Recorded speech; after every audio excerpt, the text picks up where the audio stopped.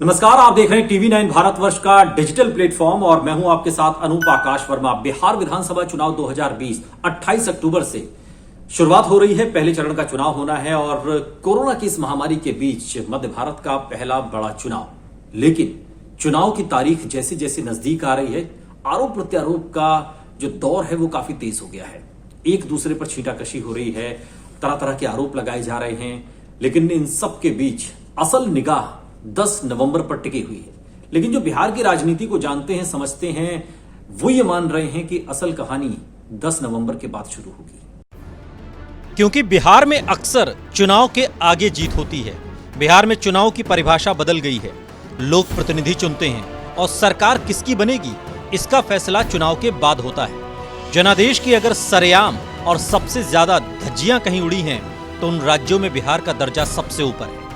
आज भी जब राजनीति में आया राम गया राम की बात होती है तो लोग हरियाणा के पूर्व मुख्यमंत्री भजनलाल को याद करते हैं। भजनलाल मुख्यमंत्री के पद पर 1979 से आसीन थे। लोकनायक जयप्रकाश नारायण की जनता पार्टी आंतरिक कलह और बड़े नेताओं के बड़े अरमानों के कारण मृत्युशैया पर थी। 1980 में लोकसभा का चुनाव हुआ और इंदिरा गांधी के नेतृत्व में कांग्रेस पार्टी की सत्ता में वापसी हुई। भजनलाल को एहसास था कि इंदिरा गांधी आने वाले समय में राज्यों की सरकारों को बर्खास्त कर सकती है और इंदिरा गांधी कोई कदम उठाती इससे पहले भजनलाल ने ही जनता पार्टी को, पूरी जनता पार्टी को हरियाणा में कांग्रेस में शामिल करवा लिया।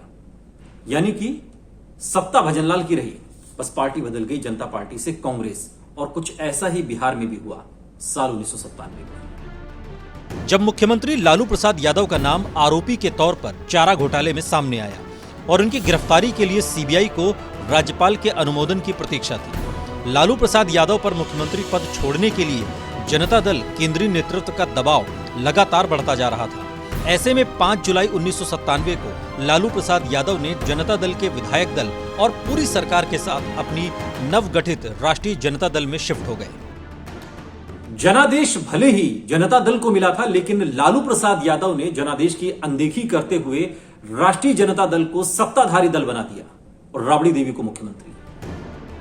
लालू प्रसाद यादव के पुराने और घनिष्ठ मित्र नीतीश कुमार तो उनसे भी 2 कदम आगे निकलने वाले थे। 2010 में लगातार दूसरी बार बिहार में जेडीयू और भारतीय जनता पार्टी को जनादेश मिला था। एनडीए की सरकार ठीक ठाक चल रही थी, पर नीतीश कुमार को नरेंद्र मोदी का भूत सताने लगा था। नीतीश तथाकथित धर्मनिरपेक्ष नेताओं में गिने जाने की ख्वाहिश रखते थे। 2013 में बीजेपी से नाता तोड़कर नीतीश कुमार लालू प्रसाद यादव की शरण में चले गए। आरजेडी और कांग्रेस पार्टी को बिहार की जनता ने भले ही चुनाव में नकार दिया हो, लेकिन नीतीश कुमार को जनता द्वारा नकारे दलों का समर्थन था और सरकार चलती रही। और अब बारी आई 2015 के विधानसभा चुनाव की। चुनाव से पहले महागठबंधन बना, जिसमें आरजेडी शामिल हुई, जेडीयू शामिल हुई और कांग्रेस शामिल हुई। पहली बार इस तरीके का समीकरण बिहार की राजनीति में दिखाई दिया। सत्ता में नीतीश कुमार वापस लौटे और समर्थन जेडीयू और कांग्रेस का नीतीश कुमार के पास था। कम सीटें नीतीश कुमार को मिली थी, लेकिन बावजूद इसके लालू प्रसाद यादव ने नीतीश कुमार को प्रदेश का मुख्यमंत्री बना दिया, जैसा कि चुनाव से पहले तय था। लेकिन यह सरकार सिर्फ 2 साल चली। 2 साल के बाद नीतीश कुमार को लगने लगा कि अब लालू प्रसाद यादव का आरजेडी का साथ ठीक नहीं है। इसके बाद उन्होंने इस्तीफा दिया और फिर 2017 में उस जनादेश की अवहेलना करते हुए जो 2015 में नीतीश कुमार को मिला था, बीजेपी के साथ सरकार बना ली। प्रजातंत्र में गठबंधन की अहम भूमिका होती है। पूरे विश्व में जहां भी बहुदलीय लोकतंत्र है, किसी एक दल को अब विरले ही बहुमत नसीब होता है। भारत में ही 1984 के बाद 30 वर्षों और 7 आम चुनावों के बाद 2014 में बीजेपी के रूप में किसी एक दल को बहुमत मिला था। जापान, इटली जैसे देशों में तो अब गठबंधन की ही सरकार बनती है। हरियाणा के एक विधायक हुआ करते थे गयालाल। साल था 1967 का। गयालाल ने एक पखवाड़े में ही 3 पार्टियां बदल ली और यहीं से शुरू होती है आया राम गया राम की वो राजनीति का दौर। संसद में कानून लाया गया, दल बदल कानून। दल बदल कानून का मकसद यह था कि जिस तरीके से विधायक और सांसद रातों रात पार्टी बदल लेते थे, एक दिन में कई पार्टियां बदली जाती थी, इस तरीके के एग्जाम्पल भी देखे गए। इस पर रोकथाम किसी तरीके से लगे, इसको लेकर यह कानून लाया गया था। लेकिन अब जब नीतीश कुमार ने 2015 में महागठबंधन के जनादेश की अवहेलना करते हुए 2017 में गठबंधन बनाया, इसको लेकर यह कहा जा सकता है कि एक बार फिर ऐसे कानूनों पर भी पुनर्विचार की जरूरत है। अगर किसी विधायक या सांसद की सदस्यता रद्द हो जाती है तो किसी दल पर यह लागू क्यों नहीं होता?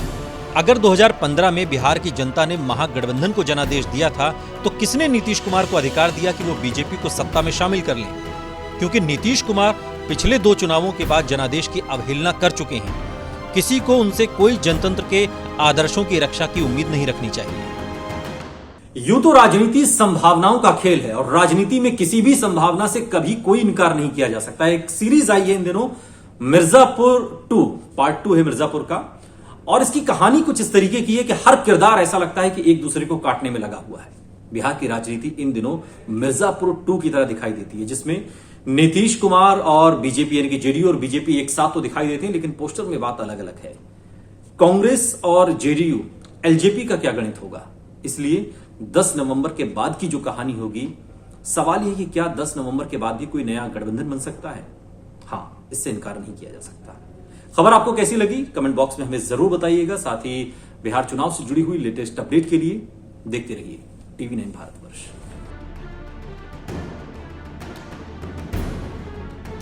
फिक्र आपकी, सोमवार से शुक्रवार रात 9 बजे सिर्फ TV9 भारतवर्ष पर।